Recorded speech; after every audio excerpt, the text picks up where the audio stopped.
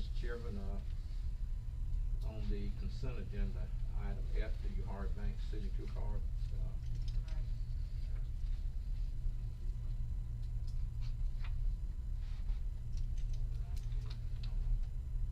Motion to excuse Mr. Woodburn from consent agenda item F. I'll make a motion to excuse him. Second. I have a motion and a second to excuse Commissioner Woodburn on consent agenda item Rory Bank signature. All in favor, let it be known by aye. Aye. Opposed, unanimous, thank you. Mr. Woodburn, would you do the invitation, please? Yes, sir.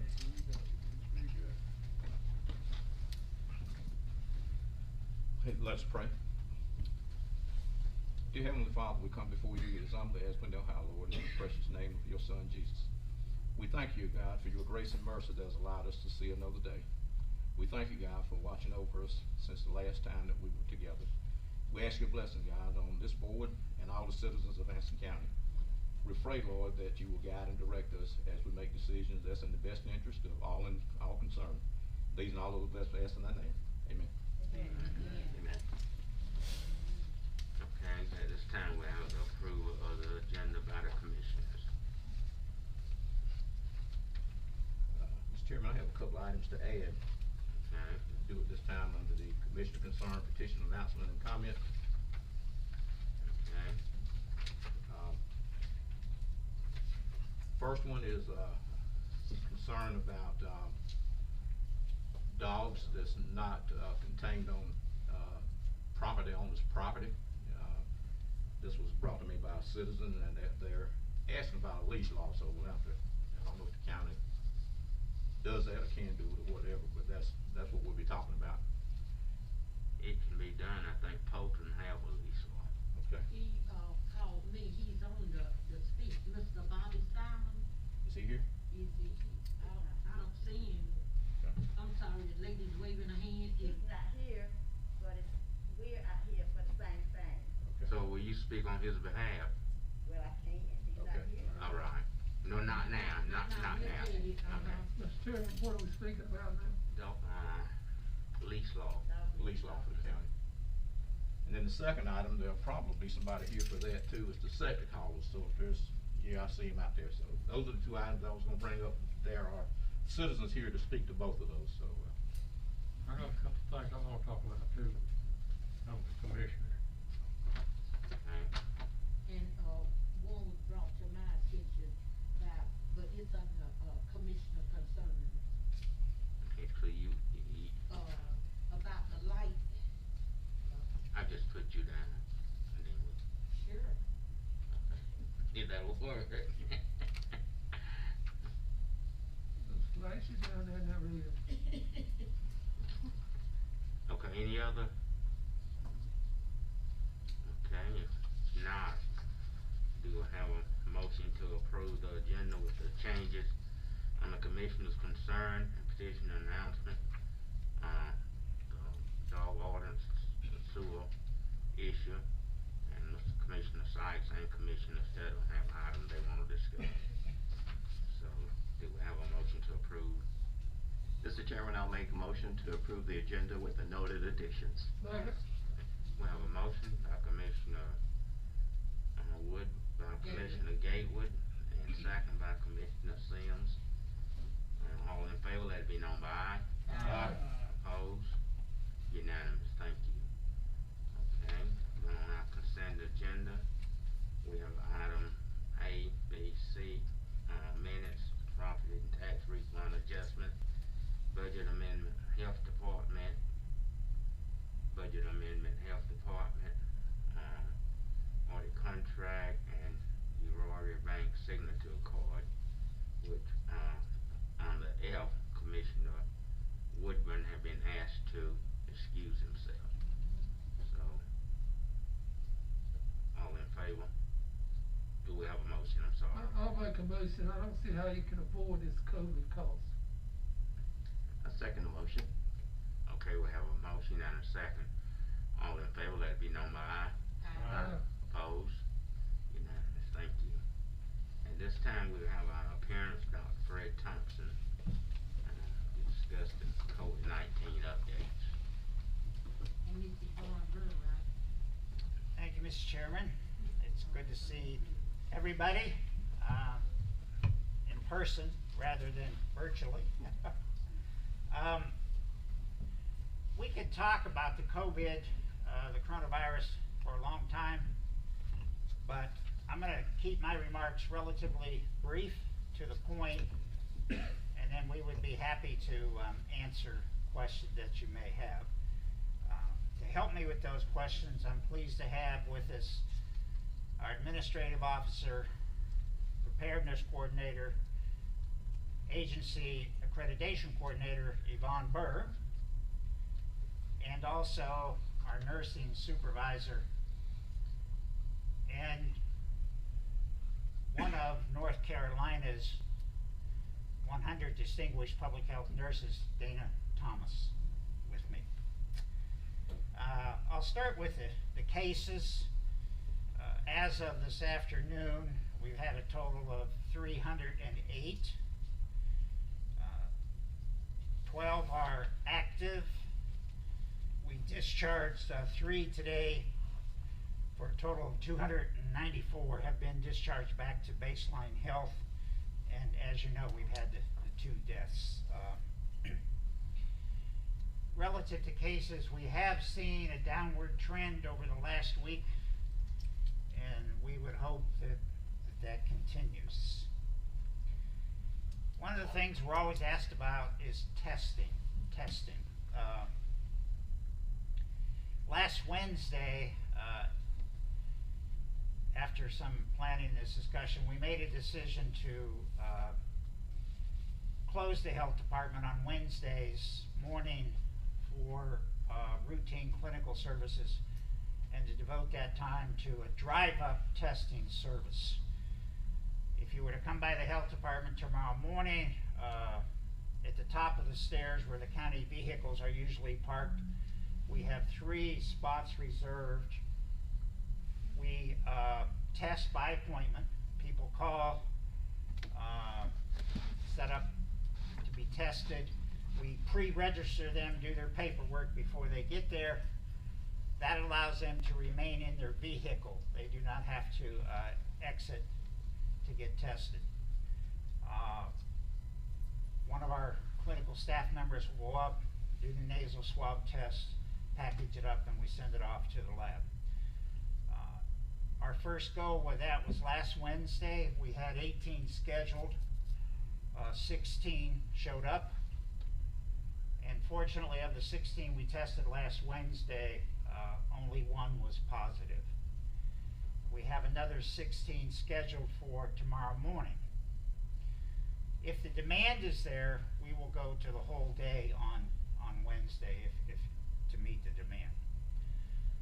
In addition to the Wednesday testing, if for some reason you can't come on a Wednesday, then we're doing testing on Monday, Tuesday, Thursday, and Friday also. We're getting into our regular schedule as capacity will permit. Relative to costs for testing, if you have insurance, we will bill your insurance carrier. We take care of that, getting that information when we pre-register you. If your insurance carrier does not cover the test, or if you are uninsured, then we will use our CARES Act money to cover the cost of the testing. There's no out-of-pocket when people come to get tested. Moving on, staffing is always a concern while you're trying to manage this pandemic for months, and certainly for the foreseeable future, for the rest of this year anyhow. So we requested through the state and have been assigned a contact tracer. This is a remote position. It's a home-based position. wonderful lady. She's bilingual. She's based in Durham. And essentially, we upload the information into the state system about the individual that tested positive and their close contacts. And then the remote contact tracer will log on, pick up that information, and actually do the contact tracing. Contact tracing is time consuming and labor intensive, so it really helps if you can offload that from your staff. Also, we are committed and have been maintaining all of our core mandated public health services while we're doing the pandemic thing. Family planning, STDs, immunizations, etc. All the environmental health services. So, using our CARES Act money, we are going to contract for a public health nurse that will be assigned to the Anson County Health Department to help us manage this pandemic going forward. One of your big concerns in any situation like this is viability, long-term viability, and avoiding staff burnout. And an additional public health nurse is really going to help in that regard. I want to say about the testing, you can only test to the extent that you can get supplies to do the testing. We received a shipment of 100 test kits, and if we don't get some more, by the end of next week we'll have to suspend testing. We're hopeful that we'll get more, but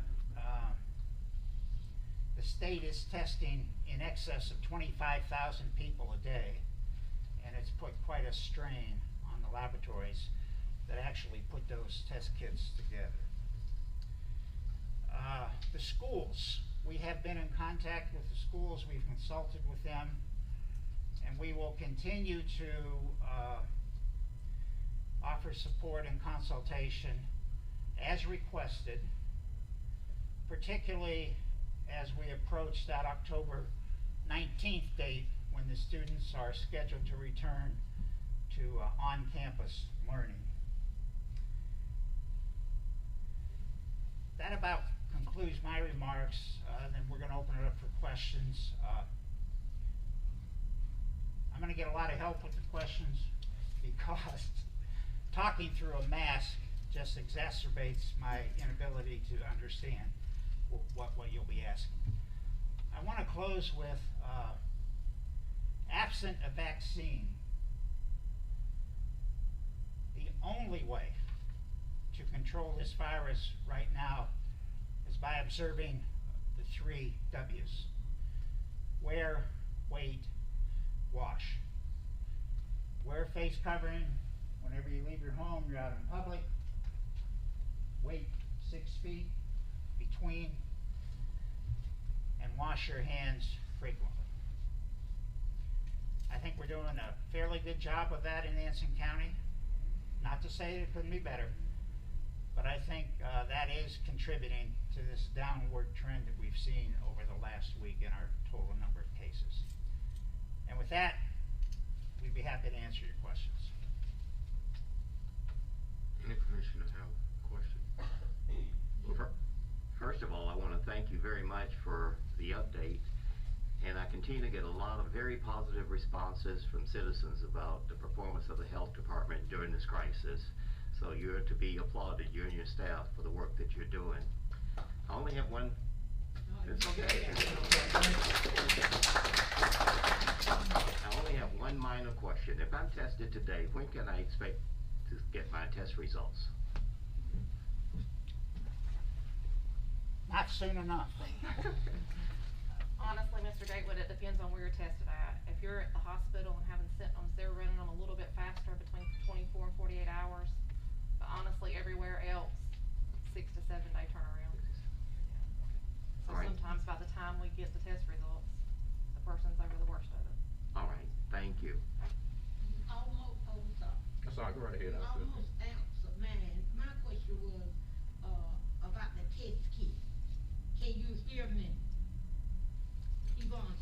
Yvonne can hear you. The test fee. No, no, no. Test kits. The test kits, The test kits. yeah. Yes, ma'am. You were saying that you only have so many. Yeah, we're having to run through LabCorp and stuff, Ethan, and so they've only gave us 100 test kits. Mm-hmm. And with Dana scheduling 15, 18 a day and stuff, Ethan, they're running low. And so LabCorp's not able to get us the test kits to be able to do the testing. Dana's asking every day for test kits and all. We're and they're hoping just to not- have some more, but Yeah, we still haven't received them yet, so. Is it based on, like how many people in the county or? No, that they're- it's just how many they can get us. When they get the test kits available, they dispersed out so many, and LabCorp's such a big operation with the labs and stuff now, they're distributing them out as best they can and all. And as Mr. Gatewood said, we thank you for the job you're doing, I mean, very well. But let me ask you something. Do you know, I know we are over 300 cases. If we were doing more testing, do you think it would be more than that? Yes, I do too. we really do. Cause just like I say, the ones, I don't think I the do one that too. tested positive was showing any symptoms and ended up tested positive, so that was the case. Mhm. Yeah, the more you do, the more you find out that's positive. Mr. Woodman, go ahead. I just don't, I had two questions, but I think you answered one. It sounds like, under the circumstances, our capacity to test is only about 18, because that's the only test kits we're getting. But my other question was, are the citizens of Anson County aware that the health department's testing? Because, I mean, the numbers seem low if people want to get tested. we've actually, they put out a press release Okay. today, I think. A press release went out. There was some, I think, emergency management put something on Facebook last week, so, Okay. yeah. The hospitals really, they sent some to us too. Okay, all right, thank you. Yeah, I would say, based on the response, the word is out there. Okay. Yvonne, if someone tests positive and they're not sick or anything, what do you all do then? How does the person get rid of it? I mean, how is it treated? If they test positive and they're really not showing any symptoms at all, they self-quarantine at home for 10 days. And then now Dana, 10 days, it changed from 14 to 10 days. So, since there's no treatment and all, there's no vaccine for it now, you're just having to basically stay home, study yourself, tend to your fevers. If you have fevers, if you don't, then you don't, but, just quarantining at home basically. So if you don't run a fever or anything, you just stay in your home 10 days. Still stay there 10 days from the day you were tested if you don't have any symptoms. Well, at the end of the 10 days, are you tested again? No, they're not, they're CDC, they're not recommending retesting. But how you know that person not still testing positive? We're just going by what the CDC's telling us. Sometimes for a lot of jobs, they're required Yeah. to be tested again, to have the negative test before you return to work and all. I think you can go and be tested if you wanted to, cause there's no limit on how many times you can get tested, but it's not a requirement by the state because of the test kit being Yeah, so it's just a limited. limited availability.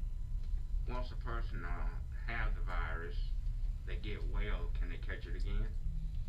The most recent guidance we got as of last week says if it's within a 3-month period, they do not have to, re-quarantine or anything. But if They it's after, can't have it again. but if it's after 12 weeks, as far as they know, you have the potential of catching it again. Does anyone in the public wanna ask a question about COVID? Go ahead, sir. How do you get tested? How do you go about doing the test? What, It's your a- needle or what do you do? No, it's a nasal swab. We do a nasal swab. Nasal swab, okay, that's all I want to know. Yes, ma'am. Don't, you have carriers, some people are carriers, they don't get sick, do they? They're asymptomatic. Okay. There are carriers, worse on the person that gets it from them. Yes, most of the time, the only reason we catch those is if they've been in contact with somebody they've been around that was positive. They may wanna go in and get tested just to make sure, and that's how we usually catch that. Once that person had it and he don't have no symptoms or anything like that, if he catch it again, it wouldn't be as bad on it would be the first time, would it? That's hard to say. I honestly, I don't know if I don't even know if they know the answers to that. I mean, what I'm saying, he should be immune to it if he done went through it, shouldn't he? But most viruses, yes, but I don't know if they've done enough studies to know for sure. That's why they're giving us the 12-week, 3-month guideline.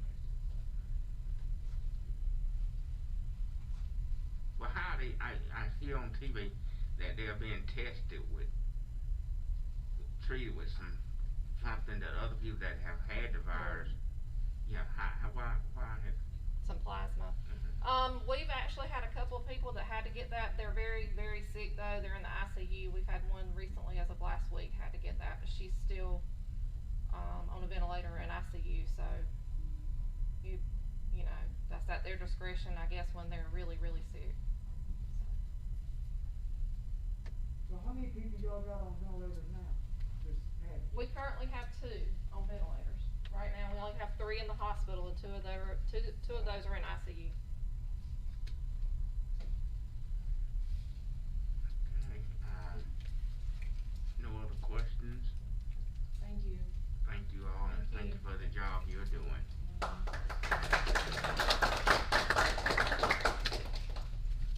Ms. Sherry Melton. Good afternoon. Jerry Milton from Anson County Board of Elections. Standing before you all today just to let you know that the computer systems, phone lines, and all are up.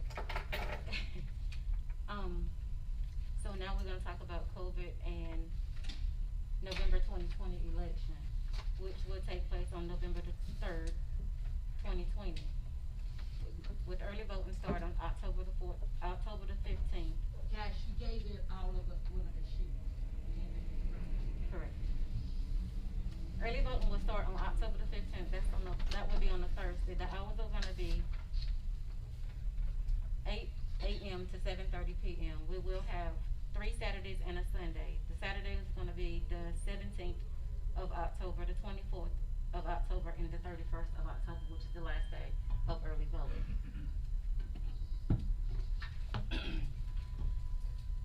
Our poll worker, precinct workers, MAT teams, and our observers will all be required to wear masks for their protections as well as the voters' protection.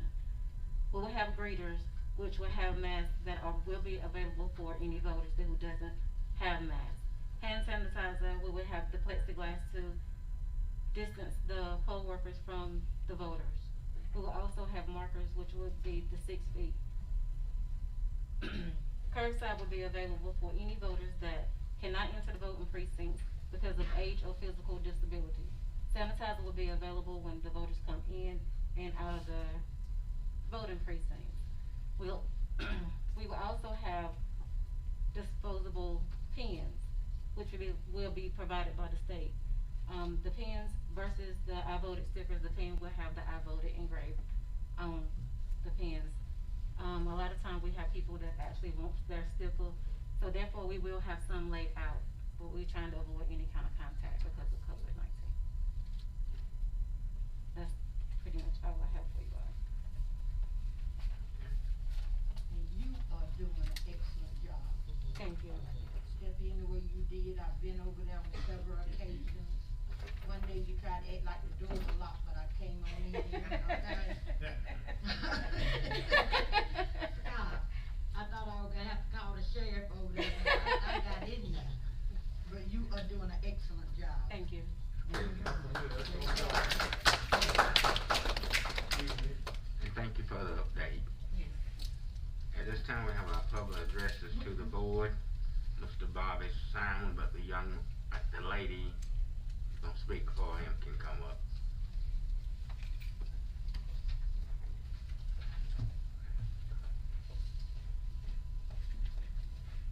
Good afternoon. Afternoon. My name is Minnie Chambers. I'm 87 Sycamore Street, Wexford. So we need to get a dog leash law in Anson County. We got dogs running all around in people yard doing what they're not supposed to be doing. I'm afraid to walk out there in my yard. Afraid to let my grandchildren go out there and play. When they go out there in your yard, they come over and do what they got to do in your yard. Then you ask the owner to come and get it up, and then they start cussing, saying they're not gonna get so and so up out of your yard. And I'm tired of it. I've been trying to have something done about this ever since last year. Been calling the dog pound, and they say if it's not yours, we don't come and pick them up. So something needs to be done. And got cats running around all over out there too. The owner have feel about them when you tell them to keep them home? Mr. Manager, what do we have to do to consider a lease law? In regards to the lease law, we will have to change our animal animal policy. We don't have that currently included in it, and that's a task that we were looking at doing at the beginning of this year anyway. So that could be moved to the top of our priority list. In regards to the cats, we have a trap and release program that currently traps and release, basically traps cats, fixes them, and then release them back into the community. But they can no longer breed, and they have at that point be vaccinated. But the thing about that is that there are thousands of cats in Anson County, and we've, as recently as this past Wednesday, took 41 cats to our TNR trap and release program.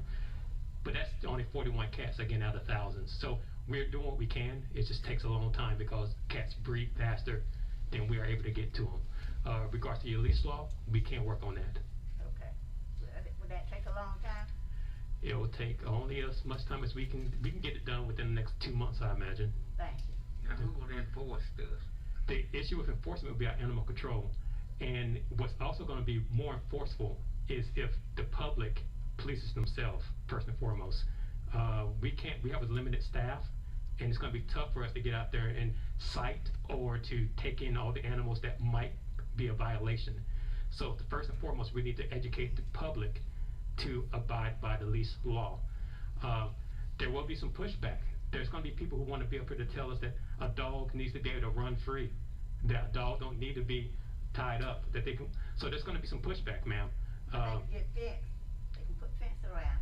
Run around like There is a lot that comes along with it. Although we can go ahead and get the policy started, as far as adopting it and then implementing it, it's going to take a little bit longer.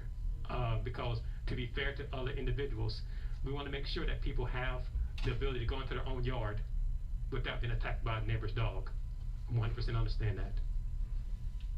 Are they calling on your vehicle and scratching your vehicle up? No, but they have growled at me. No, I'm saying, are they doing it? I'm not asking you, I said, I know how you pull up and they in your yard, under your carport, or on your porch.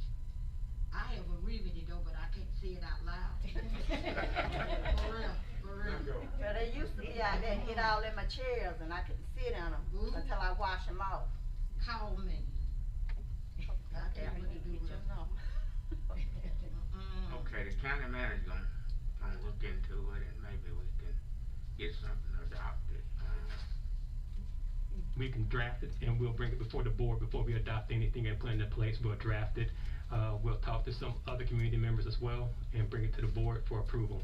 I just have one quick question. Your name is Chambers? Minnie Chambers. And what was the address, if you don't mind? 87 Sycamore Street. And what street does Bobby live on? Same street. Same street, okay.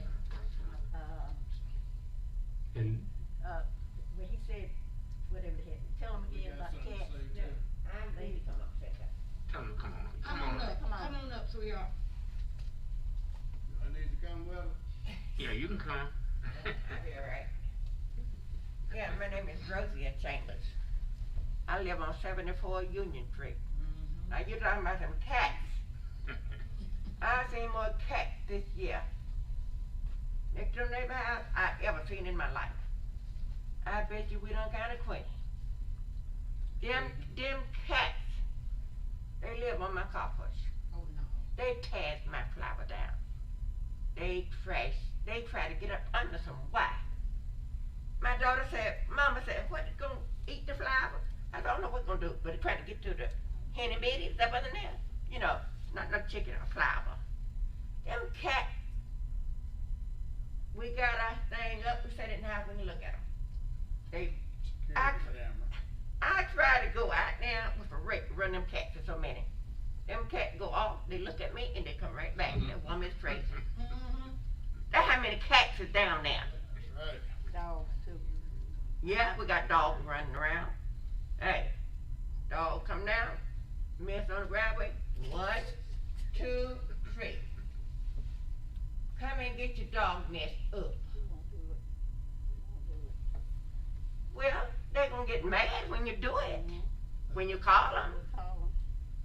Now, you needn't think them folks don't get mad at you, 'cause they do. Get They mad. really get mad at you. Sure cuss 'em. We had the police down, was it yesterday, day before yesterday? Yeah.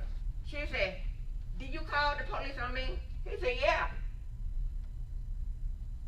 He came down her house, came down our house, and talked to us. He said, well, nothing I can do about the cats. It seems like they got more rights than we have. Dogs, the animals, the dogs They and need the to pay cats. tax then. Them cats need to go. I don't know where, but I know the cats need to go. That's all I got to say about down there where I live at. 74 Union Street. House right above me. No, so, What I don't know now? if something killed them or not, but 4 of them been killed or something. I done buried about 3 or 4 of them. Yeah, something been biting them or something killing them. Waynesboro. And down our way at that. Okay, so she said, well, why do all the cats be dead down your way? We don't know. I'm not poisoning no cat. He ain't neither. I don't know whether a snake biting them cats or what. But he get chance to bury the cats. All but one. I called for them to come and get the cat, and one said, yeah, I got a shower, but she never come, so I had to bury the cat. Oh boy, I ain't never seen so many cats in my life. I have seen cats and a lot of them. But these are kittens, and there's some kitten right after the kittens. And then the mama, the daddy, whatever, all of them. They got that cockroach. Oh, it's covered. My daughter said, God, you got cats everywhere. They up in the chairs. What I had my cushion made for? They in that house. They can't go in the chairs. That's all I got to say. Now, if we have a problem, can the people that feed those cats, if they really want those cats, can they have them vaccinated? Will they have to pay for it? They will have to pay for it, yes, sir. Well, somebody need this, and I'd recommend have somebody build a cage. That ain't They gonna get work. out, have a door, and they go out and feed them and keep them in those cages. That won't work. It will work. Where cat? Yeah, small screen chicken one, where they can't They have get that. cages. The animal shelter have cages. I got cages, I go out there, I got Oh, you got, 4 cats. No, Oh, he, okay, no, about 4 of 'em. no, he mean for her to keep her cat I'm talking about the safe. building at the house, build a cage, so she really loves them that way. Well, don't you know you have a top and everything on the Well, cage, she can do man? that too. She can cover that. No, they not gonna do that. I can tell you right now. But the county manager gonna look into it, and he'll be, just give him your name and your phone number, and he'll be getting in touch with you. All right. Thomas Chambers, 74 Union Street, Waynesboro, North Carolina. All 3 of your chambers, all really. He definitely said. Different set. She know Different Ken. sets. She know Ken. This my husband. But she know Ken. Okay, That's all. okay. All right, thank you. Thank you. Thank you very much. Yep, we got a cat party down there. Mr. Barnhart. Good evening, everyone. Good evening. Thank you for your service. The reason I'm here this evening was to follow up on a phone conversation I had with the county. I thought a commissioner back on July 10th. It turns out that I was speaking to Larry Kudlow, which turned out to be the proper thing. But I was just getting it out, and I didn't focus on who I was speaking to. So the reason I was here tonight, because that gentleman told me that I would hear back shortly. I never heard a word. So the reason I was here tonight was to ask the commissioner I thought I was speaking to tell me why I didn't hear anything. It was Larry Newton. Well, things have changed since then. Now I'm under legal liability, so I cannot get into the details. But Mr. Kudlow does have the details, so I'm hoping that you can ask him. I did not want to wait another 30 days to be heard, but I understand now that I can ask for a private session or get into a lengthy conversation other than my 3 minutes. Mr. Barnhart, it's personnel that you want to talk about, and we cannot talk about personnel in open session. I'm sorry, sir, I'm hard of hearing, and with the mask, I didn't quite get We it. cannot discuss personnel in open session in the public. Okay, We can't understandable. talk about that. And I'm glad I addressed it the way I did, sir. The county has the information. I'm just asking you to look at it. I am gonna come back and do it proper. This is the first time that I've ever done anything like this. I'm very passionate about it. And I'm trying to show the proper decorum was the word I was trying to think of earlier. So that's all I have. Thank you for listening to me, and I will see you again. Thank you. Thank you. Thank you, sir.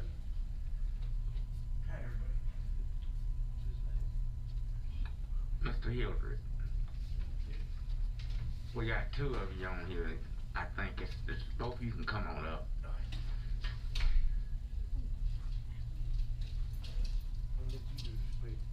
Go ahead, you do the speaking, we'll let you do all you want.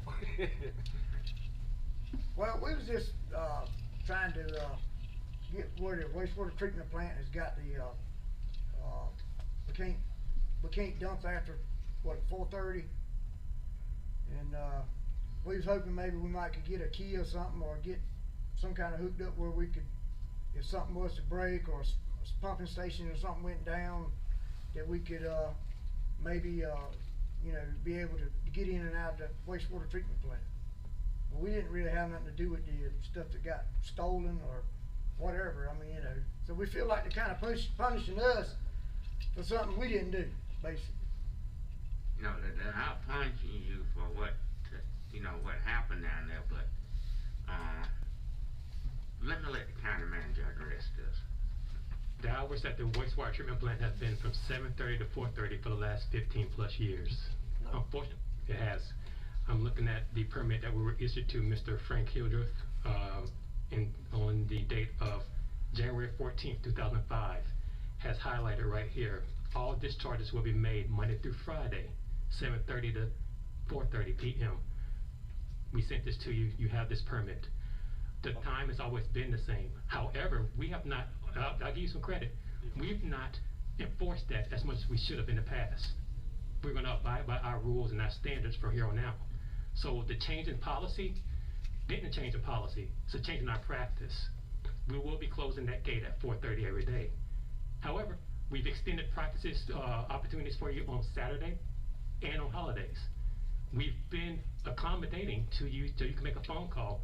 And if you don't make the phone call and you don't get a person to answer the first time, call again, leave a message. But we're not changing the hours. We're keeping it at 4:30. And you can dump at the beginning of the day, the middle of the day, or at 4:30. But anytime beyond that, we're going to keep those gates closed. Okay, now Gary also has a phone and his number is on that. I think you'll have a copy of that. Call Gary and there's also a phone in the break room down there. If they are not there, call again.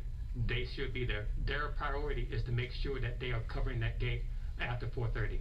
So, again, we need phone calls, we need messaging, we need to make sure that you're actually calling. We will have people there to accommodate you. We're not gonna leave that gate open any longer.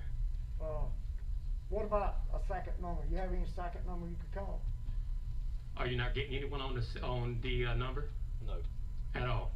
No. Because I've heard different stories from my staff. My staff has been pretty responsive to my phone calls, and they said they've been responsive to other septic holders as well. And the only ones who've complained over the last 45 days have come from the Hildreths. That's right, cause see, I have been locked out 15 minutes before twice in the last couple of weeks, so explain that to me. I don't get into day-to-day operations. Yeah. However, they are responsive, they are there. Another phone call will help. We're not gonna change for one group out of 10 different septic haulers, 10% of those things have not been an issue. So I have called Mr. Forbes, and he called Mr. Garrison, he tried twice to actually get him on the phone, so. That's happened before, yes, I understand.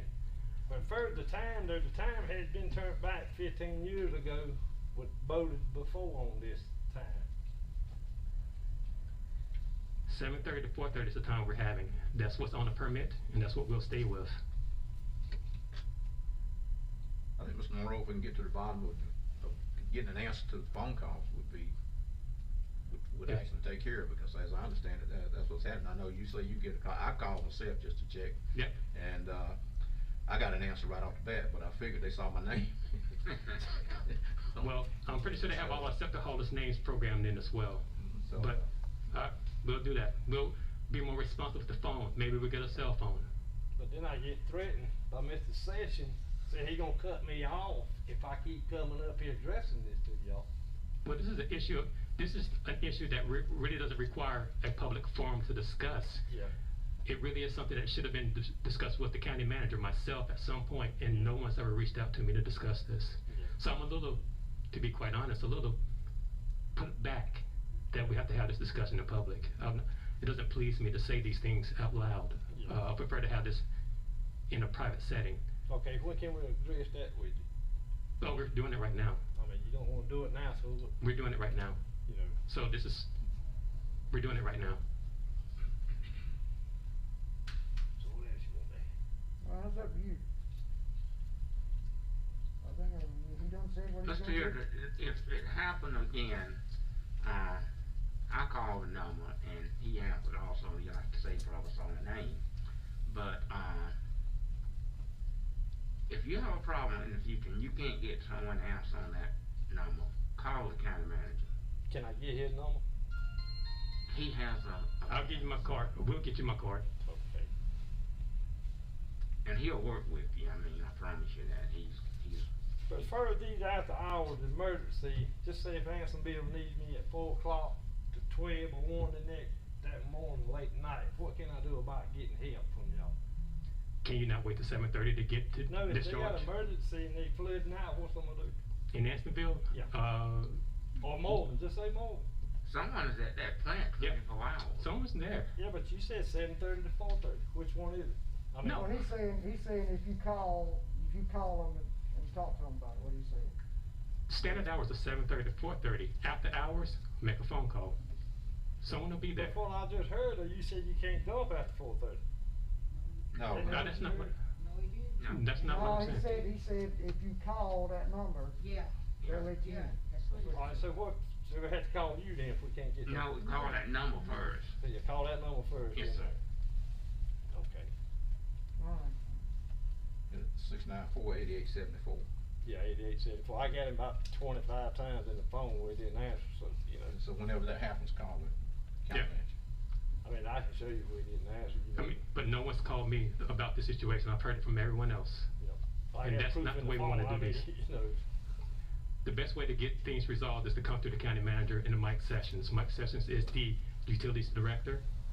And more than anything, that's the proper way about going about changing any of these things. If they were to be changed, they're not going to be changed, but we can work with you.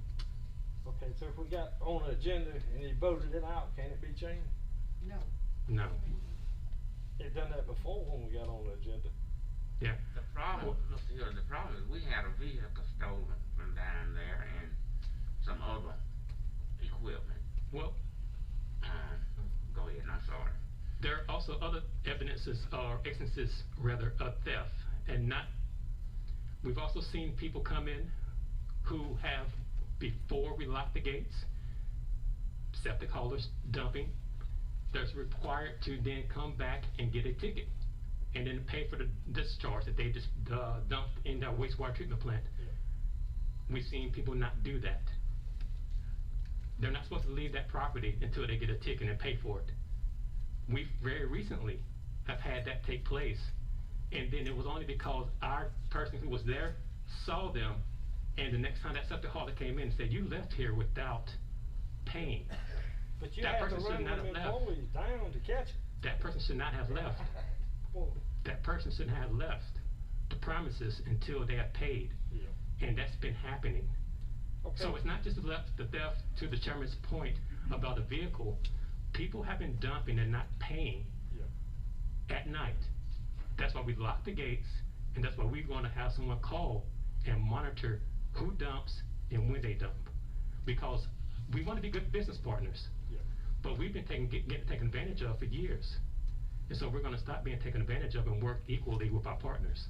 Okay, I was assigned to a manhole behind Dollar General, and I talked to missed a session last week and he cut me off for music. And they were keeping up with each load I was dumping. I prefer not to go into more details about what your business practices are and we could do that later. Okay. I'm here to talk about the hours of our wastewater treatment plant, 7:30 to 4:30. After hours, make a phone call, and we'll resolve any other special things offline. Okay. All right. Anything else? No. I guess that's all we can say for right now. But if you would just, if you have any problem, just, call the county manager, please. Okay. So we can get a card or something before we leave, or, Ms. Cannon, do you have one? I don't have one with me. Just check Ms. Cannon. I said I do. Can you come, please? Yeah, got you. Yeah, give me one. Okay.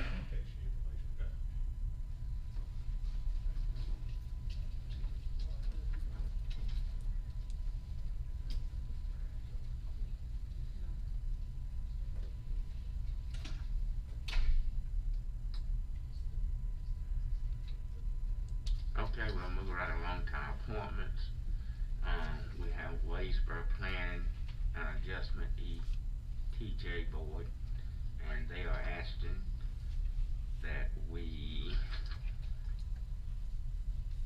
reappoint Mr. Dolly Harrington, Joyce Lilla, and Cynthia Lilla to the Waysboro Planning and Adjustment Board. Go ahead, I'm sorry. I make a motion that we reappoint them. Second. Okay, we have a Great job. Okay, we have a motion by Commissioner Studman and second by Commissioner Woodburn. All in favor, let it be known by aye. Aye. Opposed? Unanimous, thank you. Manager report, audit update. Yes, I'd like to I apologize for the tardiness. See, I passed out before we got started this morning, or this evening, both the audit report, which is your larger book, and the presentation summary, which is the smaller one. I'm gonna be going from the presentation summary. You'd be kind enough to flip over to page 1 in it.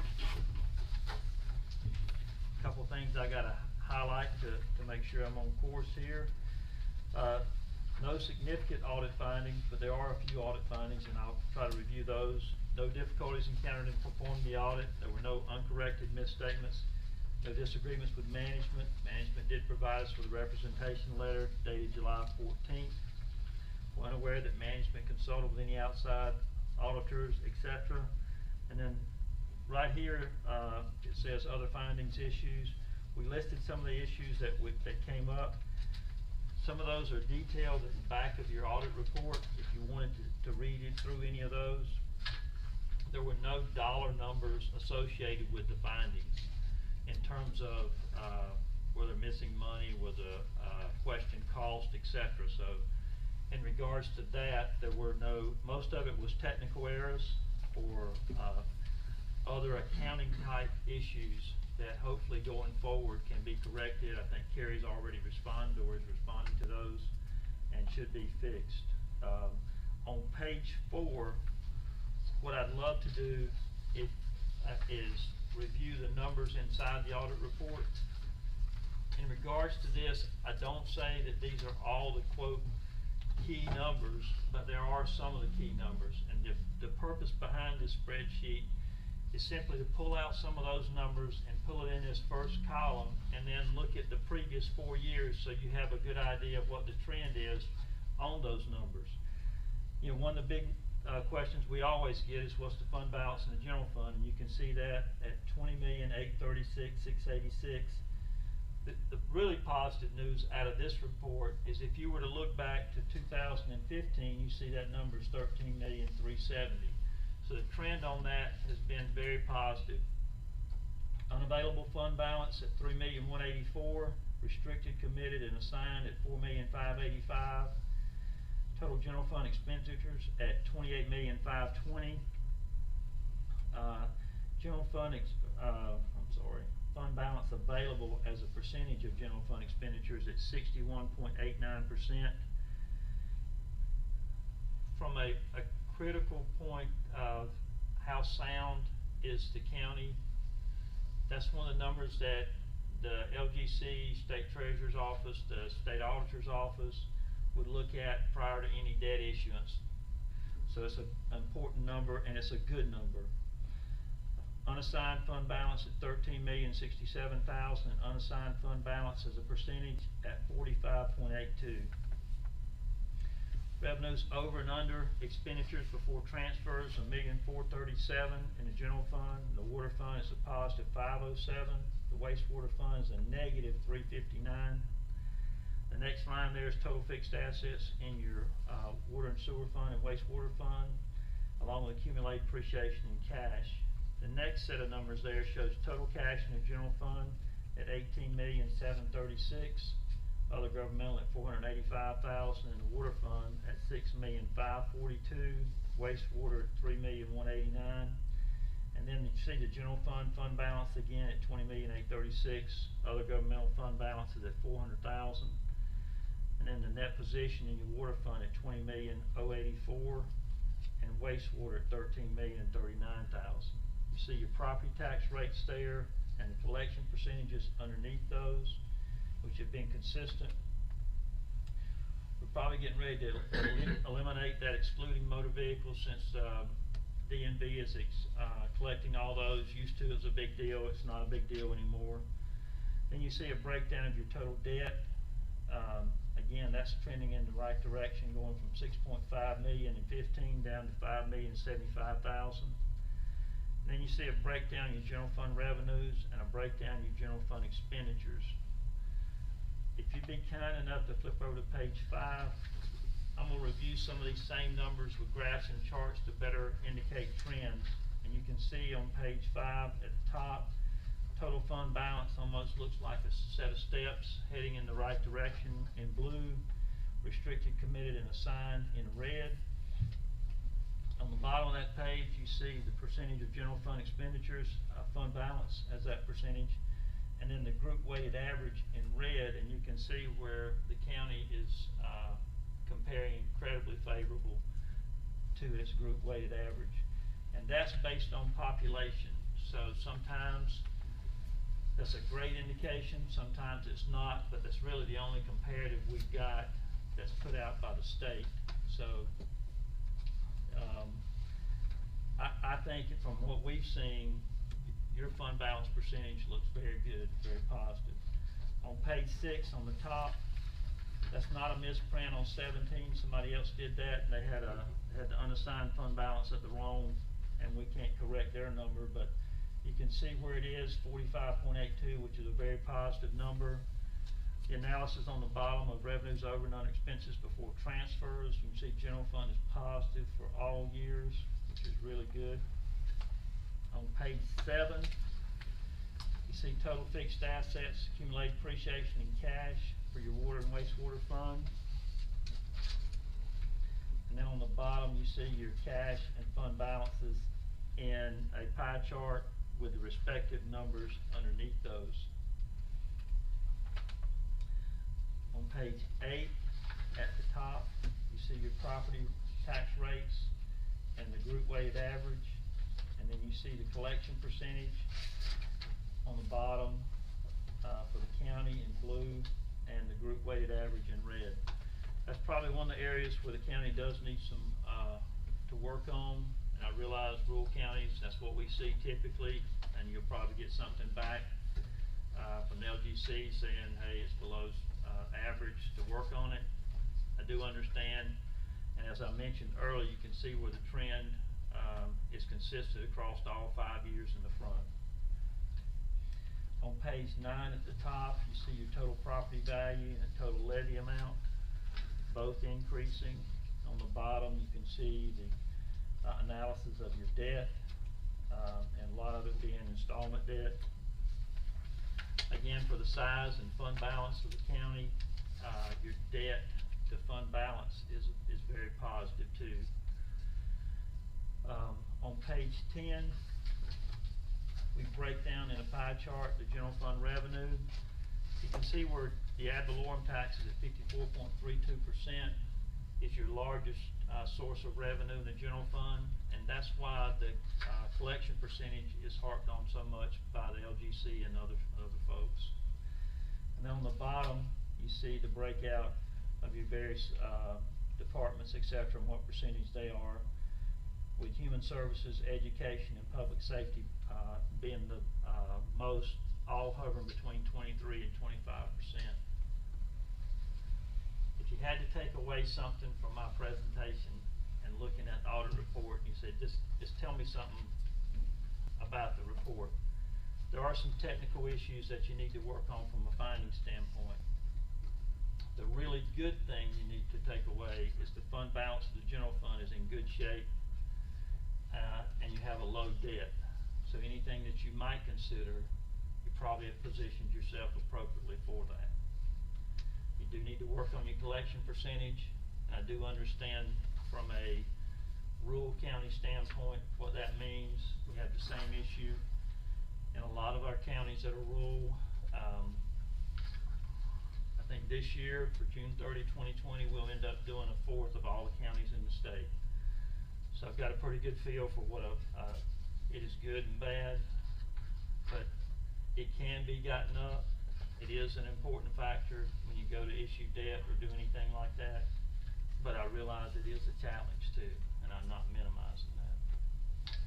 With that, I'm happy to answer questions. Not just tonight, but if you take this home and you read it, and you kind of digest it, and you ever have a question, you're welcome to call. The number to the office is on here. If you call and I'm out, tell them to give you my cell number. Call me. I'll be delighted to answer any questions you got. If I don't know it right off, I'll find you an answer. I have one question. In this 20 million, is that including the 5 that? It's the 13 million is the unassigned fund balance, and of that, the 5 million is inside of that. So we have to look at that and take the 5 million out of the 13. Okay.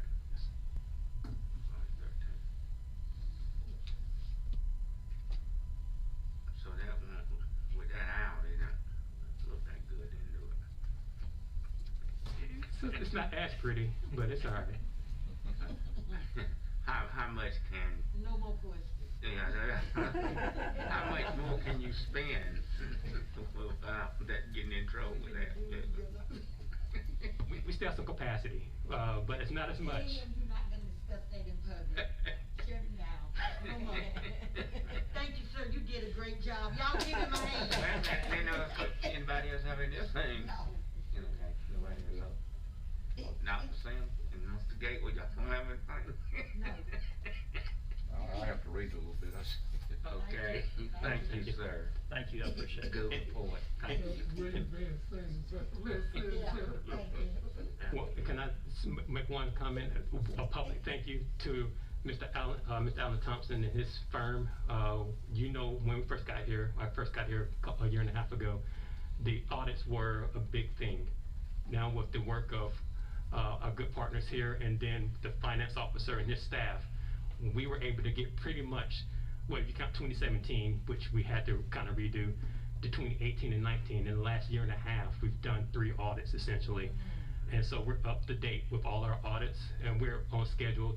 Now with the state extending the deadline to January 31st, we should have no problem getting the next one in right when we should, which has been one of the technical findings, I think, for quite some time. Yes, sir. Great job. So we're right where we need to be in regards to audits and timing. And thank you for your service with us, work with us, and Kerry and his group over at the finance office.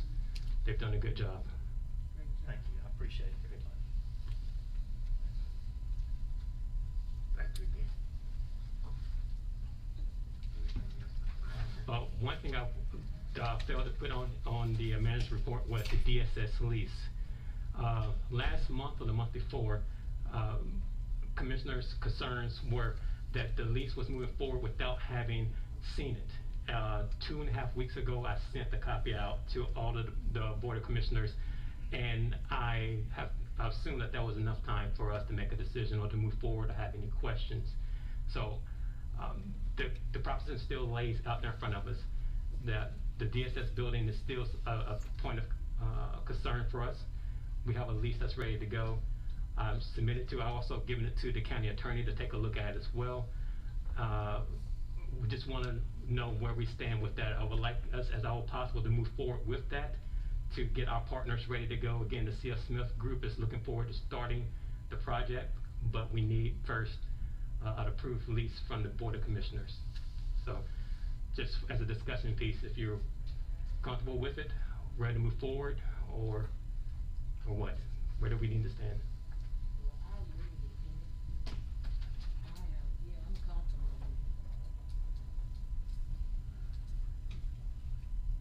I make a motion that we move forward. I'll second. Okay, we have a motion to move forward with the contract with C.F. Smith. And we have a second by Commissioner. Motion by Commissioner Sutherland, second by Commissioner Woodburn. Any question? Yes, I do have a question. You know, this is a very significant financial commitment that we're about to make. And looking at it from comments that I've received from citizens in my district, they want to make sure that we're doing the right thing for the right reasons. We already have a design, we have construction documents, and what I would like to request of the board and the county manager is that we get one more estimate, one more cost estimate, and that is what would be the cost estimate to start with a new foundation with the construction documents and the design that this board has already approved. And once I get that information, I would be more than happy to proceed. I was thinking if I read the, I was trying to find if I read the, what was in the lease correctly. I think that as part of their renovation / construction that they were going to review the foundation to make corrections to anything that they found that was not up to standard or they didn't feel like would last the life of the building, is the way I understood it. So I'm thinking that part of it would be covered, but I could be wrong. You're correct. This is a 50-year-old foundation, and at some point in time, Anson County will likely own the building. And if we own the building, I would like to start with a new foundation as opposed to a 50-year-old foundation.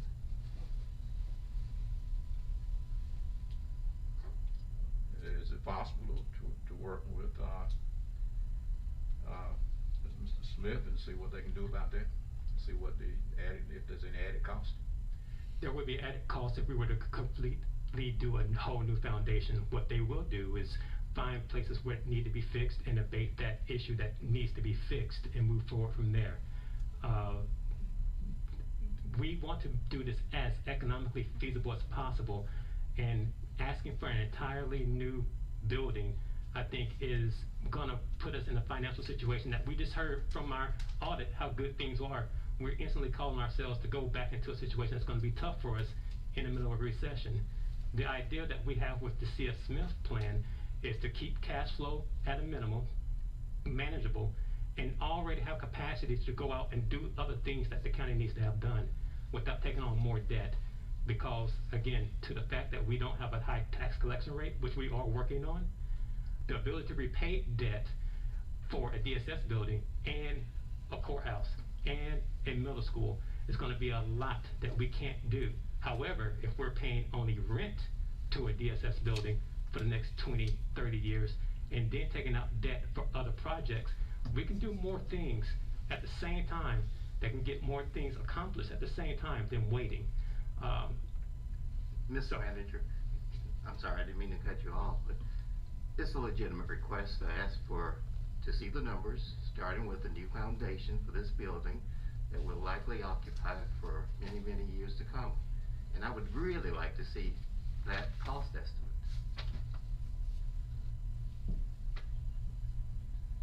And what, can I ask you a question, Mr. Gabriel? Okay, and then in getting that paperwork and brought in, what would the vote be? That we start from scratch somewhere else? No. Then what's the purpose of getting it? Well, first of all, Ms. Sturdivant, this is a 50-year-old foundation. And based on all my research, if you're gonna start a new building, you need to start with a new foundation. But if you read the lease that he sent to us, it said that they will.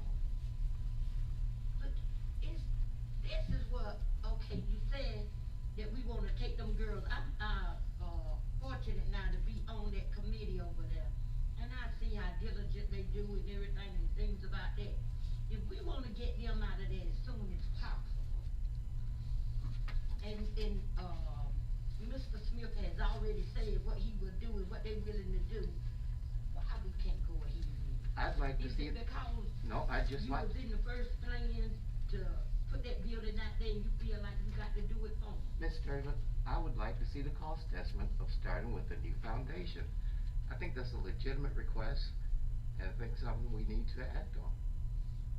It will add a lot, it will add significant amounts to the building. And one of the numerous things of information that we provided to you in regards to this, there is I think it may have been in the PowerPoint or something, the PDF that C.F. Smith would have had for us, in which they completely knocked down everything, to your point, is what you're asking, basically, is to raise the entire thing to the ground and start anew. Yes. That will add significant, you have those numbers, I don't have it with me at this moment, but it's not information that you will have requested anew, it'd be reviewing those that dollars. That option was presented, and it would also will add a cost to it that would get us to the same spot where we will be in 50 years, which is a building on a foundation. They will do all the remediation efforts needed to get it to where it needs to be. Adding an extra $2 million to it, just, I don't think that's fiscally prudent. How much would that? I don't have to get the information for you, but we have that information. I have to go get it again and show it, but my concern is that puts us out for yet another month, because we would like to execute as soon as possible, and this lease signing is contingent upon two things. The state DHHS needs to approve it still, and LGC needs to approve it. We're not saying that we're gonna start tomorrow if we sign the lease. What we're saying is that we move one obstacle out of the way, and we get one more month to move faster by delaying, because the information's been provided. I have to go find it again. I wasn't ready for that particular issue. We need to get those ladies out of that building. Agreed. That's right, and we need to go, we got the vote. Well, I mean, would it, I don't know if anybody would be willing to do this or not, but since the information's already there, if Mr. Monroe could get to this, and instead of adjourning tonight, we'll recess and come back in a week or whatever it takes, and cuss and discuss it and make a decision at that time, which I think would be basically the same one we make tonight, but at least everybody's concerns will be addressed. And that makes sense? Coming back to meetings, I'm speaking for Ms. Vancine, with this COVID running rapid the way it is in Hampton County. Maybe we can have a virtual meeting. How the vote gonna be the same time? I'm open to that too. Yeah, the vote gonna be the same time. So, Right to the floor. I ain't coming up now. And then I go in my little senior house and get one of them. I'm not gonna. Okay, we have a motion on the floor. Yeah, we got it. All in favor, let it be known by aye. Aye. Opposed? Opposed?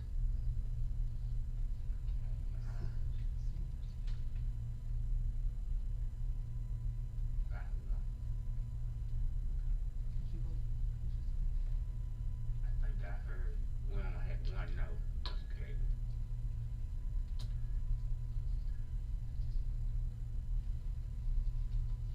Okay, I have nothing to bring to the board tonight. I'm sorry, will you finish, Mr. Manager? Yes, sir, I was. I'm sorry. No problem. Sorry. We'll move on down to Commissioner's concern, petition, and announcement.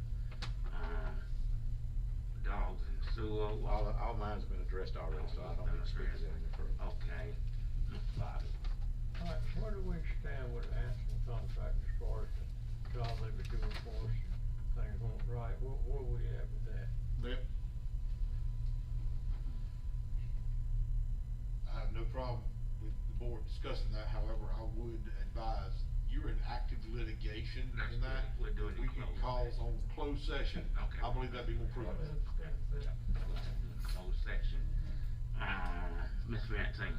I received a call that the light that shines on the flag on the building, that it may be burned out and ask someone to please check into it. Mr. Mayor, you have Jeff to check that, please, sir. Yes, sir. Okay. I have one more. Maxine, do you have any people calling you about the trash dumpster down on Haley Ferry Road? I've already reached out to, Tyler about it.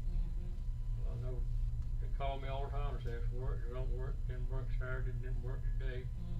But you are looking into that. Yeah, Tyler, I've already talked to him. And Mr. Gatewood, Thank you, Mr. Doc. Manager, Gate will really look better, don't it? It still needs, still some improvement, but We're talking about the convenience side of Gatewood, it looks much, much better. Thank you, Mr. Monroe, for taking care of it. I have one other question, and that is regarding the DSS building. Normally, when we make a significant, large financial commitment, we have a public hearing to hear from the public about this project. Is that something we plan to do, or do we plan to skip over that process? I was under the impression when I first got here 18 months ago that whole process had done. The board wanted to move forward with a building, and what I was charged with in March of 2020 was to find the most economically feasible way of doing it. So I figured that public section has already been done. This is now getting into the weeds of how we're going to administer our own processes, which I think is not prudent for a government organization to continue to go back after the decisions have already been made. So my recommendation is that we would not do that, as that you've already charged me to go find the best way to move forward and has been presented to you as such. It really isn't incumbent upon the board to make a decision to execute my recommendation or not. I have one thing I should mention. The schools, we got a new superintendent now, and I'm sure the middle school project will come back up. Mr. Woodburn and Miss Stutterman, you all was on that committee. Have y'all heard anything? No, there's not been any meeting scheduled or anything that I'm aware of. Do you have any idea where that project is at? And Currently, we are not moving forward with that project. The superintendent and I have had conversations in grand visions about things, but we've not moved forward with any middle school discussions just yet. And we wanted to make sure that the boards are comfortable where we are, that we set a price point that is acceptable. you did throw the $52 million in the trash can. That is in a trash can and burned. Yes, sir. This is opinion, not factual. It might be factual. They're willing to go a long way from 51. Down. Well, I think that's where the conversation needs to start back again. Is doing It never was, in my opinion, a reasonable amount, in my opinion. Two of the board members talked to me about it, said, in the 50 million is way too much for it, they don't need that. Yeah, it actually started out a lot I built lower than 5 that. schools, I know a little something about it. You're right, Mr. Wilson. Yeah, it started out a lot lower than that, but when the final numbers fell, it ended up at 50-some million, so. This county can't afford $52 million. No, I would say that the superintendent understands that, and he's willing to come up with options to help the county and the school system get a middle school that's affordable and appropriate for the students. What would that be, about a 17-cent tax increase? Or the $52 million school? 21 without the $12 million. I think so, I forget. Excuse me, but I think the important thing to answer your question is twofold. One, with the budget not ever being adopted last year, the money that was allocated to us for school construction has all but vaporized at this point. So we haven't run the numbers with that not being there. But at the old price, with that money, with the grant and everything, it was in the 16 to 18 cent range. Correct. But the important part to note is a big part of that puzzle is not there anymore. It's not to say it won't be back. I can speak for the state legislature, but at this point, it's not there.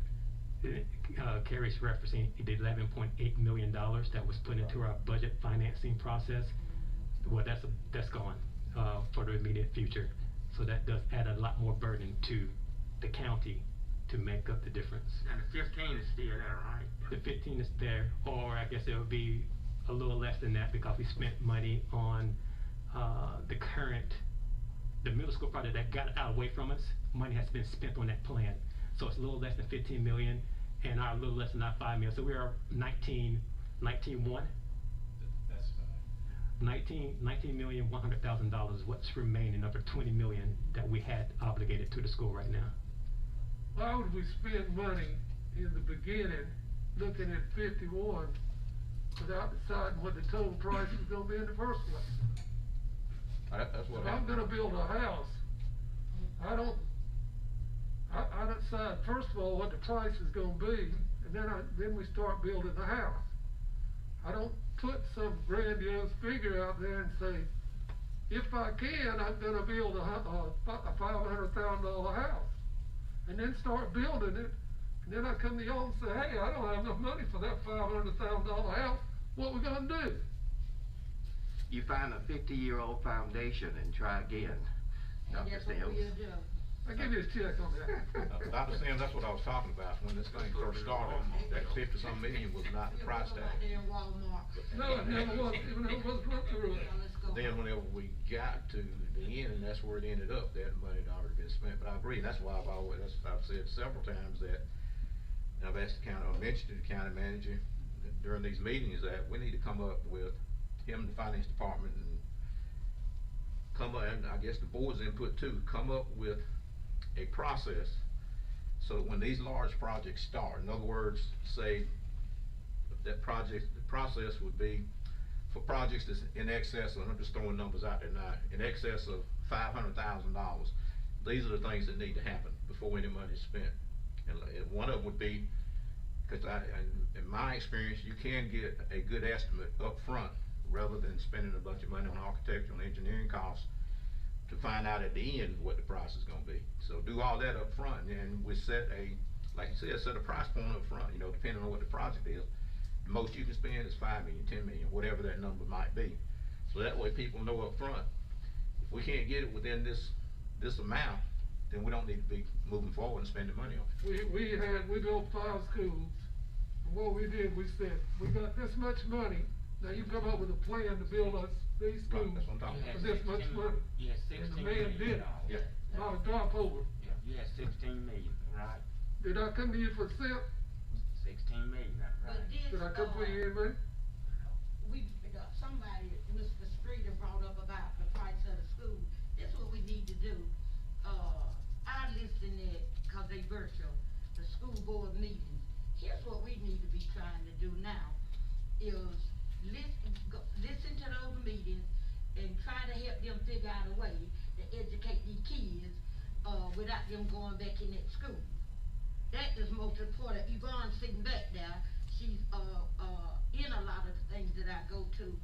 We have a son that, is autistic, and whenever it come time, 'cause I don't believe school going back in October. I don't either. I don't believe it's going back. That we need to be trying to find out a way to get the kids where they have Wi-Fi in their homes. I've worked with, Mr. Mims down there with the kids, where you at? Wadesville Elementary. Challenge Academy down there. All their work is did on computers, am I right?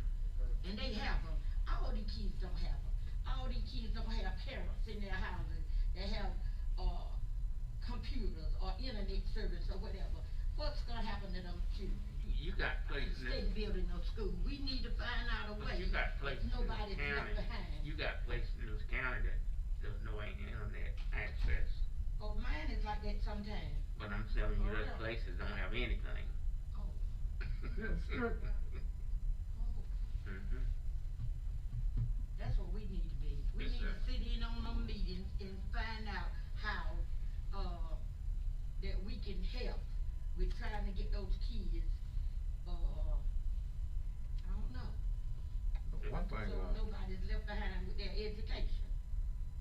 one thing Commissioner Sturb, I just saw here in the last couple of weeks is, as I understand it, the school system is they're starting with, I think about 1,500 Chromebooks, and they're gonna have the hard drive set up so that the kids that don't have access to internet, they'll still be able to download their assignments and all. I'm not sure how that's gonna work, because I didn't go into that kind of detail, and I don't know how far 1,500 laptops will go. But that's the step that they're taking right now to address what you're talking about. And if you have a child that's a family that has, cause we were looking at that the other day talking about it, 4 kids in there, 3 in elementary, it was 2 in elementary, 1 at the middle school and 1 at the high school. How can they get all their work done? You're right. The speed wouldn't be, they wouldn't have enough speed anyway. Right. Mr. Mayor. Yes, I think the school's gonna get the 500 Wi-Fi, but is there any way possible that they could get a reduced amount for the low income, for the ones that can't afford for internet for Windstream? Has anybody tried to think of, would Windstream do anything to help those people out, as far as since we're at this point now? But there's not places, Mr. Mayor, Windstream can give it to you. I mean, that's places 109 South and Burnsville areas up there. Windstream don't even have it available to you. There's some places missing. Right, places like, down Mr. Sturtevant Way and, McCray Road, all that has reached the limit. No, they can't take on new customers.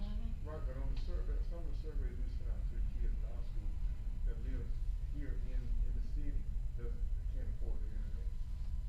So I mean, if they're I don't know about just that. out of the 500 of them getting the Wi-Fi, then they don't have internet. That's why I'm saying even the ones that are able to get it inside the Windstream area, is it any way possible? Would they give a discount for them people to get internet? That'd have to go through the school. Yeah, they would have to go through the school, bubbling up in the house, in the place where you couldn't get that answer here. You would have to go probably to Little Rock. I just want to make sure I'm clear on what your question is. I'm having a little, what Getting discounts on Windstream, offering a discount to places that people can't afford it. Okay, gotcha. They Okay. don't have it at all now, but they have kids in school that Spectrum did at one time, I think it was like $20 a month. They had this a long time ago, and they gave a discount, something just to have. It won't be a fast internet, but it'll be enough to get them online to where they can do the work. Okay, there may be some work with that, the GREAT grant, which is about spreading broadband to rural communities, might be accessible for that. Most recently, the county entered into a plan with River Street, a group that did a broadband study for us. We received that broadband study on July 31st, just came in. The plan was to use that broadband study to go after GREAT grant dollars that would identify areas within the county with this packet to say, we need to put money toward here to get these 25 families internet access. Now, not great access, but get them connected. That's in the process. It's at the very beginning stages, because we just got that report last Friday. So. Now, where does money coming from? Federal, state? State. I think ultimately it comes from the federal government down to the state, and the state distributes it via the GREAT grant mechanism, but it's from the state. Can the CARE money be used for this? Not ours, Yes, ma'am. but there's, in the state, they have allocated some of the CARES money that came to North Carolina to speed up some of it's called the GREAT program, to speed that up. There's also money allocated to, not DHHS, but anyway, it goes through the schools as a way to get connectivity. Yes. So there's other sources, other people are out there working on it, but we needed to study, like Mr. Monroe said, to figure out where we don't have service and where could we have service, which is what this study shows. The thing about the CARE dollars is that there's so much money coming out, so many different venues and so many different restrictions to it, that there is probably going to be a lot less confusion here in a little bit, because when things start to shake out, that we could use some dollars for some of those things. However, what we received recently, we can't use those dollars for that service. But there will be other dollars available to us, I think. about the ones that hadn't got any service? Could they go to the school on them days? Cause there wouldn't be many there, they'd be separated. And do it at school. Oh, I'm not sure that'd be something for the superintendent to determine. That would be better, I mean, what he just, that question is It makes good, sense. because, if not, people like Leon Gateway probably gonna be bringing them in this center. What's the difference, you know, taking them up to the school where you got more space? I think these are good questions that should be brought up to the Board of Education at the end of the day, and how do we assist them in the process of helping their students get back to school? I don't think we need to solve that problem, but we can assist them in helping them with whatever needs to be done. It's gonna be up to the Board of Education to Correct. come up with a plan. It's gonna be up with us to assist them in carrying out that plan with money and any other, matters that we might can help with. We would have to use some trail money, cause we would have to get help from somewhere to do it, wouldn't we? Well, it depends on what they're wanting to get done. But I want the county to work with the school system as best we can, but I don't want to solve the problem for them because we don't have the same expertise. So, It's not our duty, not the law. Is that right, Ms. Forbes? Correct. I know, one of the projects we have going on at Harvest Ministry is, they gonna let kids come in, distance, social distancing, and use their Wi-Fi that has, classes or need to, you know, use internet service. Harvest Ministry gonna let them do it. Go back to his question, you know, how much we have to take them to the You can't do it so many, cause of, you know, you can't have so many in there at a time. Anybody else have any? If not, we need a closed session matter to discuss matters with our attorney. in regards to Commissioner Sykes' question, in regards, then yes, you would need a closed session to do that. Do we have a motion to go into closed session? So moved. I have a motion and a second, all in favor, let it be known by aye. Okay, if we could ask you all to leave, you can stay in the hall if you'd like.